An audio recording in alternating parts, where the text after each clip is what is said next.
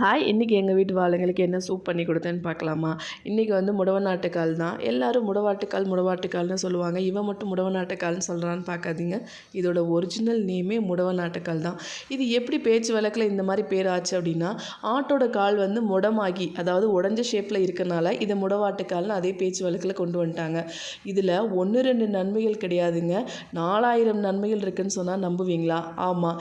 இது எங்கே அதிகமாக கிடைக்குமா? மலை பிரதேசத்துலேயும் பாறை இடுக்கில் வளரக்கூடிய கிழங்காங்க இது. இது பாறை இடுக்கில் எப்படி வளருதோ அதே மாதிரி நம்ம கால் மொழிகளுக்கு இடையே உள்ள அந்த ஜவ்வை வந்து ஸ்ட்ரென்தன் பண்ணுறதுக்கு இது ரொம்ப யூஸ்ஃபுல்லாக இருக்கும்னு சொல்கிறாங்க.